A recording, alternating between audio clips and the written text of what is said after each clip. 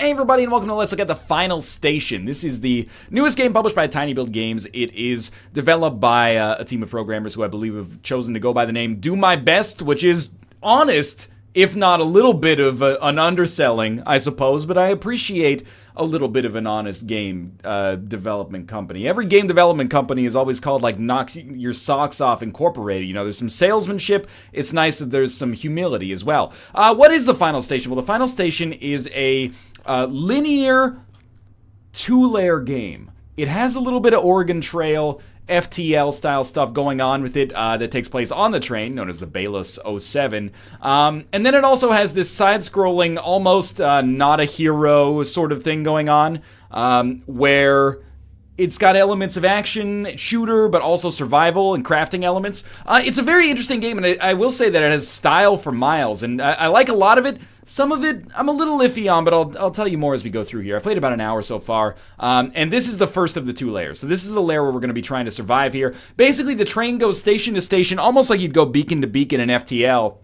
And on the train, you have your own management stuff, but I'll talk about that when we get there. Then when you land at a station, you learn a little bit more about what's happening in this post-apocalyptic environment here, and you gather ingredients and murder zombies that may or may not actually be zombies, depending on how the game chooses to name them. John, looks like I forgot the blockers code at home. I will be back soon. P.S. If the train comes from El-Lead, they have a long stop, so I should be able to make it. Basically, you're stuck in this area until you can get a blocker code, which is hidden somewhere on the level. Sometimes hidden in plain sight. And then you input it here, and then your train can... Oops, wrong button. Your train can detach from this blocker and then move on to its next station. Your goal is to get to the end. It's got that same sort of Oregon Trail thing that Death Road to Canada has. And it almost feels a little bit like a more macabre... side-scrolling Death Road to Canada might be the best way to describe it. So we can loot lockers here. Well, you did a great job of helping me explain the game mechanics there. I really appreciate it. We're going to come across zombies. That's just what I'm going to call them. They may not actually be zombies in actuality, but that is what I'm going to continue to call them. Just charge up this melee attack. I'm using melee right now because we only have 3 bullets plus a fully loaded chamber right now, so we have 9 bullets total. You can kill, there's the various different kinds of monsters that you can come across. Some are fast and will require bullets. Some of them we can punch to death. I'm going to try to punch as many as possible because it is one of those games where elements and resources are very scarce. Remind Mark not to forget the code at home. Still has a little bit of a sense of humor. So I'm just going to get my punch charged as I get ready to move into this area. We do have a health bar. We have med kits, but those med kits have a dual purpose, actually. You can see on the bottom. They can be used to heal us, I believe, but also they can be used to heal passengers that we have on our train. We want to keep passengers alive because they'll give us money if we get them to their destination. Now, beyond the... so I want to peek up there? Yeah. Beyond the shooting and punching, there is also the ability to use... throwable objects, and throwable objects have the advantage, even if it is a little strange, they have the advantage of being able to kill most zombies in one hit. So you do learn to use these pretty quickly to accomplish whatever you'd like your goal to be. Now this is the worst situation, when you get these guys aggroed, but then kind of like stuck there. This is where hell itself happens. Okay, we can probably make it. Just go for the headshot. There is localized damage, at least to some extent. You can get a headshot off, I guess is what I'm trying to say there. But we wasted a lot of ammo. Okay, we've looted a spoon for $4. You might say, NL, does it bother you that the dollar sign is on the right as opposed to on the left? How did you know that I'm the most pedantic son of a bitch in the goddamn world? It does dollar me. It does dollar me. It does dollar me a little bit. Spoon, $2. I mean, that's the way you say it. $2. You don't say dollars too, but still. Okay. I will admit, this game actually does get... And I'm about an hour in. One of my complaints originally was that it's not very difficult. And then I got to this level. And remember, it's linear. It's not procedurally generated. So, you know, you do get some affinity for these levels. And you do learn more about them the more you play. I think we just have to go to town and shoot them up here. Bad time to have to reload. Okay, we're good. Wasted a few bullets, and that actually might be the kiss of death, but that's okay for now. You do get to learn, you know, better strategies for dealing with this stuff. These guys, you have to punch their helmets off and then shoot them. Thank God we actually hit there because I'm running out of bullets. You can restart levels if things become otherwise, you know, untenable, though. But this is why you want to use punching as much as possible. But anyway, yeah, originally I was like, this game's too easy. Yes, you can throw toilets at things. And then I got to this level and I was like, okay, there's actually some shit on this level that is not too easy at all. Now, what's going on with the story here? Well, in the background, you've got some weird science fiction stuff. People keep talking about, oh, what if the second invasion happens? What's going to happen then? And, you know, people have been bitten by these things and coughing up things that are not blood. Maybe there's some nanomachines. Maybe there's some kind of intergalactic plague going on. I don't totally know. But it is being revealed rather quickly here. Dear Mr. and Mrs. Wilson, we wanted to inform you that the heating sensor on your property will be changed this week. Thank you for contacting us. Billy Crock, Heating Power Plant, Morgenstern. You can't really, like, choose when to use those. You pretty much just have to use them as soon as you find somebody. $20 is a substantial amount of money, as is, $12. Food costs $50 a serving, usually, in the game, so, it actually is valuable. And we need food, by the way, again, for the people on the train. They have a hunger and a health meter, but don't worry yourself too much about that. Cigarettes and pills and the toilet that we can throw, and we don't have to throw it right away, which is beautiful. Now, when I said the game ooze style, it does have a good tone, I guess, which is what I'm trying to get across, but also it does a pretty good job of, I think, at least making it compelling to read this stuff in the environment. You never know what's going to be valuable from a lootable perspective and what's going to be valuable from a story perspective, i.e. not valuable from a looting perspective. It doesn't contain any resources, but It does a decent job of world building and creating kind of a dire circumstance in a world that's not in a great place right now. I don't know, Jane. He became so distant he spends most of the time in the basement. Do you think he's cheating on you? Michelle, you there? I think she didn't answer you, girl, not because she found your question uncomfortable, but because of this whole apocalyptic situation that we found. Okay, well, we can throw the toilet at this wall to break it. We could have just punched it, though. I believe this is the train code. Upper House of Metropole. To Mark Will, head of Neville's as station. A5 station, sorry. Confirmation of Blocker's code 4698. Okay, so now we've gotten our objective. We just need to go back. But we can't make it back this way because of this ladder that's on top of this dumpster. So unfortunately, we're going to have to do things the new-fashioned way. I will say, a lot like Death Road to Canada, I do find myself being like, not the world's most enormous fan of this side-scrolling action stuff. I do think it's actually a little bit more engaging than Death Road to Canada. This part is hard, though. Oh, God. I do think it's a little bit more engaging than Death Road to Canada in the action parts. And we'll talk about the train parts once we actually get to them. But I find myself getting in a lot of situations like this. Situations where, you know, enemies aggro, and I'm unfortunately not able to kill all of them, you know, in one fell swoop here. So then I go down and I wait for them to de-aggro, and I, you know, then come up and take a punch, knock that dude's helmet off, and then die. This situation, ladders are the bane of my existence in this game, and I have had a reasonably good time with it so far, but the ladders are actually hell. And you might think you can, but it's very difficult to shoot through this. Sometimes there's actually things that just prevent it from happening to begin with. And you die very quickly. It is a game where, you know, survival is not guaranteed, and I'm not just trying to, you know, quote the ancient YTMND meme. What we can do is try a novel strategy, like, for example, trying to grab that, that box of fragile glass, which, again, will one-shot units if it hits them, but there is some trial and error involved, and I think one way or the other, this is going to suck up a lot of my ammo. Well, you guys are not looking like you're too happy with me right now. I don't know what we've done there, honestly. We appear to have broken them. Well, this may be a decent opportunity for me to just kill them and never have to worry about that again.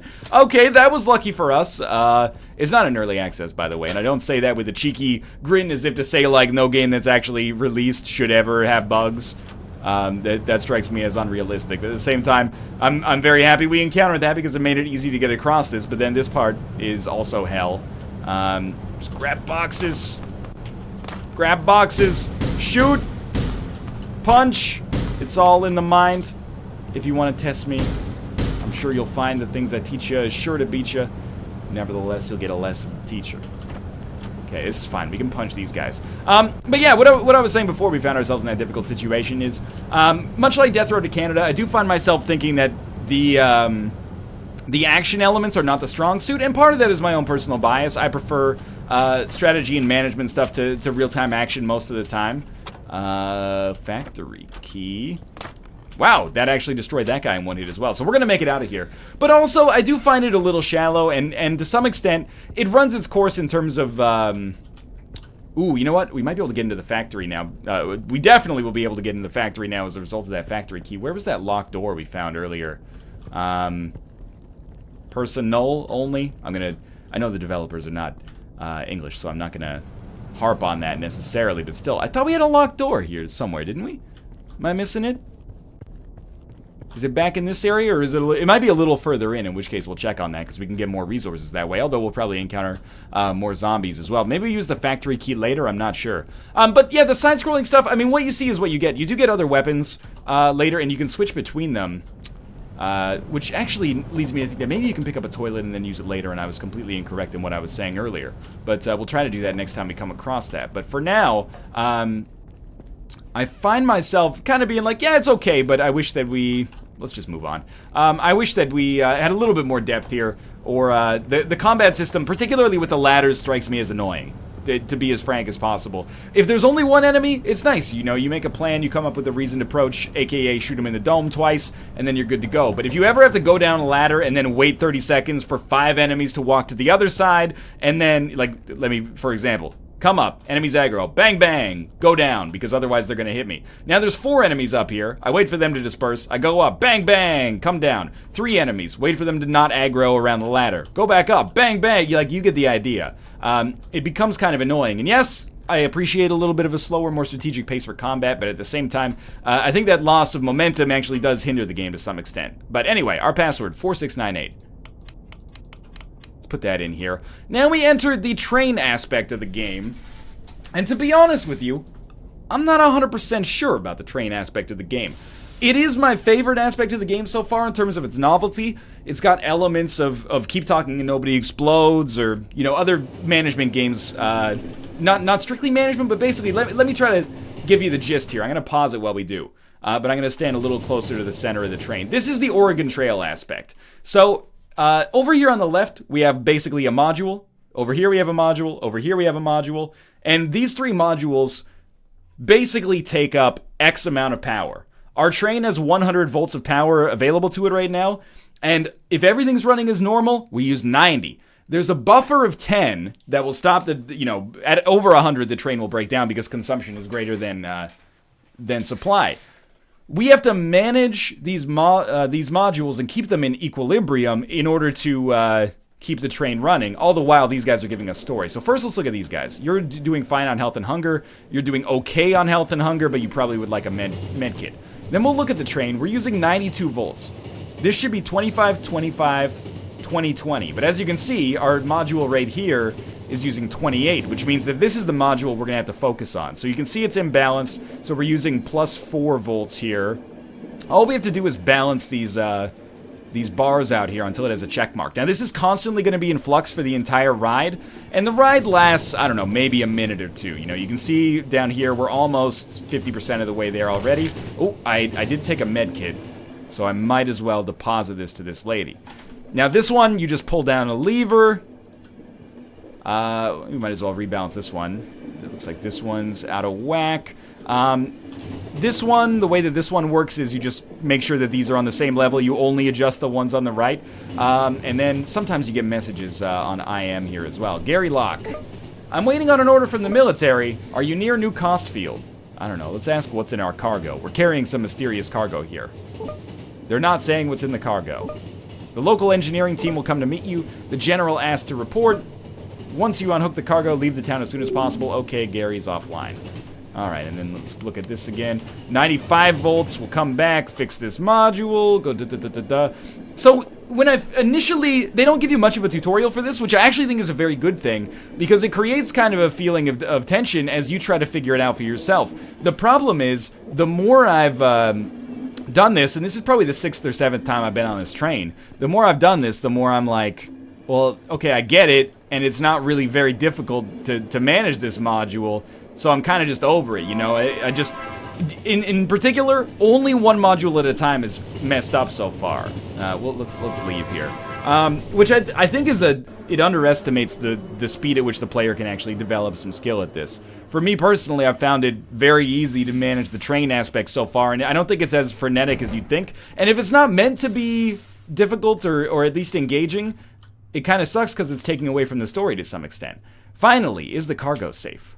I know, but we have no time. We're a silent protagonist, quite literally. David and I are the only survivors. David went to the city. He has the blockers code. So that's the code for this stuff here that we have to get. You need to find him. And I'm going to release the cargo. By the way, there's a storeroom with weapons upstairs in my office. Good luck. Alright, we have 7 bullets. See if there's some messages or something. Don't go to the subway. Why? The $5 footlongs are delicious. Delectable right now. Let's get a punch charged up before we go in here. Ooh, new weapon. Press tab or right bumper to switch weapons. Okay. So now we have shotgun shells. Well, we have 2 shotgun shells and a little bit more pistol ammo. I'm going to stick with the pistol for now. I know how video game weapons work most of the time.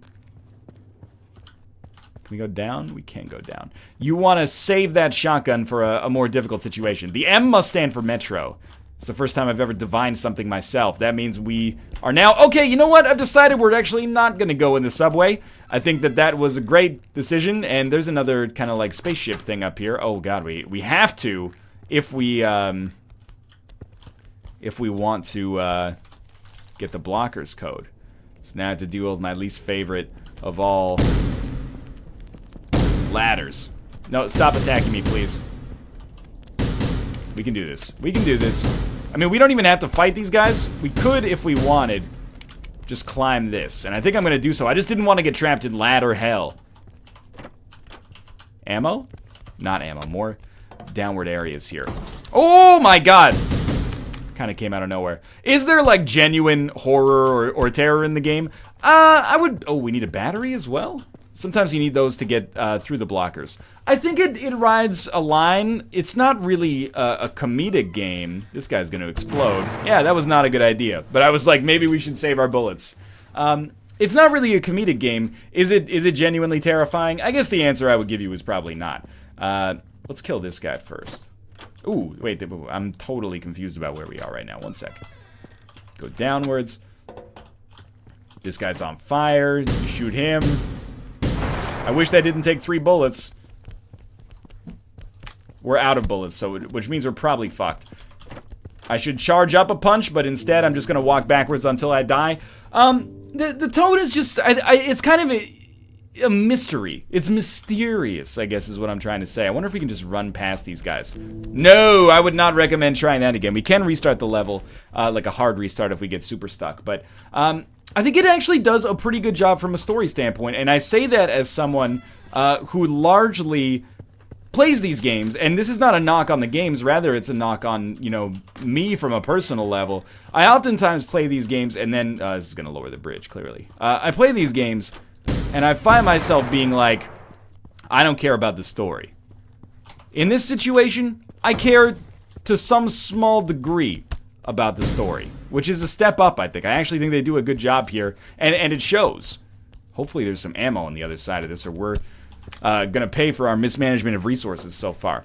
So, I mean, overall, how do I feel about the final station? I think it's a mixed bag, but if I'm being honest, I like it a lot more than some recent Tiny Build games. Like, for example, I do like this more than when I played at Punch Club, and I like it more, I think, than Party Hard as well. It seems like it's got a little bit more staying power, and I don't mean that to be rude to those other games. But the final station is one of the ones I could actually possibly see myself playing through to completion. I saw in an AMA they did it was 4 to 5 hours long, so erring on the side of that being, you know, 4 hours, I could maybe see myself wanting to see what's going on in this game.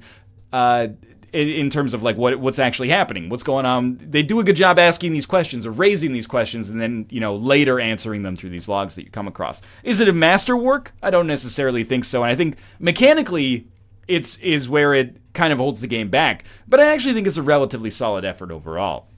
It's T12. I raised the elevator before I left. There will be off-schedule dumping from the North Main track in the morning. I'm sick of cleaning the elevator every time. Okay, I don't know what that means. Let's reload here, and then get a punch charged. We can peep this up here. Maybe there's something in the way she moves me. By the way, the game actually, and I've done a poor job of explaining this, but it does a decent job in some levels of kind of allowing you to tailor your own experience. And what I mean by that is... some objectives, or not objectives, but extra caches of resource are hidden, if you will, behind things that are tough to do from a gameplay standpoint. Like this, for example. This looks like hell. I don't really want to be here. So I'm just going to back off. But I'm sure that there are resources there that if we handled that situation effectively, we would be able to get in an economical fashion, and maybe that wouldn't leave us in such a shitty position here, where, for example, I just spent all of my remaining ammunition trying to get this, and now find myself being like, how am I going to get through here? So it really is, the side-scrolling action part, if I ever complain about this being not difficult, I'm being disingenuous, because the side-scrolling action stuff is difficult, and unlike a game like, what was that game called? The Swindle, that's what I'm going for. That was like the pseudo Spelunky-esque. These guys are my favorite zombie, because they die so easily, but, wow, don't cut yourself on that edge, Northern Lion, but, unlike that game, where a lot of the time... Oh, is this locked? A lot of the time in the Swindle, it felt like it was the mechanics that was causing my deaths. In this, it's not clunky mechanics necessarily. It's actually the situations that present themselves are indeed quite difficult. So there's almost like a little bit of combat puzzling going on here. I don't really want to waste bullets on the easy guys. I do hate how ladders block bullets. So the fast guys, who are the short guys, take 3 shots to disappear. This guy, we have to punch him in the head before he'll lose his helmet, and then we can shoot him. I don't think we can punch him to death. I think we gotta shoot him. And then we got 2 bullets left. I really would like to hit this guy right here. Okay, one more, please. If you don't mind, we're completely out of ammo because of my mismanagement, so it would be ideal if you just... Okay, so I'm gonna come down and I'm gonna punch you. There we go. Alright, now let's get one fully charged up. After you get the charge punched up, or the part... What am I trying to say here? After you get the, punch charged up, you actually can't charge up another punch for a little while. So you inhibit yourself in the process. Now, since we have no bullets, I think we're kind of fucked here. But maybe there's something we can loot. Nothing there. Wires and scrap. There's light crafting elements on the train as well, I forgot to mention. Well, hopefully there's... I don't even know. Hopefully there's no zombies in here, I guess, is the obvious question. More wires and screws. That doesn't really do that much for me, unfortunately. Pills and cigarettes. Sometimes these have zombies in them. I knew it! I'm sorry, Tomo. I've frightened you. I've turned into the greatest monster of all. Well, we found some stuff in there, but we can expedite the process here. So we got such low HP, but there you go. Just hit him with a freaking gut shot. There we go. 10 pistol ammo. And I actually think the difficulty is one of the strong suits of the game as well. It's got a nice, I think we just book it, honestly. And I think we just book it again. And then I think we maybe check it out back here. Maybe we can get some food. Or $3 worth of handcuffs. That's fine. I don't know who's buying handcuffs in today's economy. But by all means, I suppose, if it's necessary. If you deem it necessary, then I consider that acceptable. These guys, we don't have a choice. We're going to have to take them out. You don't need a fully charged punch to take out that guy, though. See, this is the one... I really think that, you know, maybe I'm rating the game as like a 6 or something like that. I think a 6 is fairly reasonable in this situation. But it's down from a 7. And it's down from a 7 because of the clunky ladder mechanics, I'm being honest. Rarely has one mechanic frustrated me as much as this one. And you can argue till the cows come home whether or not it's because I'm an idiot. But it remains true to my experience regardless. The actual managing of resources through combat is fairly good, I think. Or at least I find it fairly good. But when you get caught in this like ladder limbo, like you're being run down trying to steal third base, it can be really frustrating. Guardian, a fact or fiction for what law-abiding citizens' taxes are spent in truth. Yes, the Guardian project is something that's been hinted at in the fiction of the world building so far, which is, you know, a project that maybe will defend us from this omniscient alien that is attacking us, or virus that has landed, or zombie apocalypse. It doesn't really matter, honestly, and I don't mean that in a negative way. Get a punch charged up. I mean, we have bullets now. We shouldn't sweat, if necessary, giving them a couple gut shots. But we still have not found the code, so I'm hopeful that we'll find that on the way back. Otherwise, I may have left it in a place where I should not have. Ooh, welcome to Vacation Hotel Peace and Comfort. Guests of the Vacation Hotel are provided with 3 meals and health-improving services. Enrichment activities start at 8 o'clock. Dinner is served at 9. Bring your own cutlery. Please do not leave the hotel grounds without alerting a member of staff administration. I don't know if I can promise that to you right now. I knew something was wrong with this house. No one believed me. Last week they came for Matthew below, and yesterday they came for me upstairs. Or they came for the guy upstairs. I heard them come in. I'm the next one, no doubt. Okay, so this is good. See, this is an example of what I really like about the game so far. We got this mystery going on here. Same message. We got this mystery going on here. Like, what's up with all this machinery? There we go. Finally, our code. Is it our code? No, it's not. Hashtag BLO2. The sample is processed, immobilized, placed in a general storage. The room is clean. Change bed, sheets, new inspection in 3 days. Okay. I continue on without my blocker code, but we're learning something about the world around us. Always enter a room with a fully charged punch. And then abandon it and get yourself killed. I hope that that hasn't put us in a situation that's unwinnable, because this guy looks like he will explode in our face. Well, honestly, I think that's probably where we're going to call it. You know, we've done our due diligence here on the final station, and overall, I'm actually mildly positive on the game. I talk a little bit about ladder limbo being frustrating, and the train stuff being a little rudimentary, mechanically speaking, but in spite of that, I've found myself relatively engaged by the final station so far, and it's been easy to play the hour or hour and a half that we've played so far in order to give our opinion on it. It is available at what I would consider an appropriate price, $15 USD, available on Steam. Supposedly a 4 to 6 hour campaign, 4 to 5, according to the AMA that the publisher and developers did. If you want to pick it up on Steam, there will be a link in the video description below. If you enjoyed the video, click the like button. It helps out a great deal. And, of course, subscribe if you want to see more in the future. But for now, thanks for watching. This has been The Final Station, and I'll see you next time.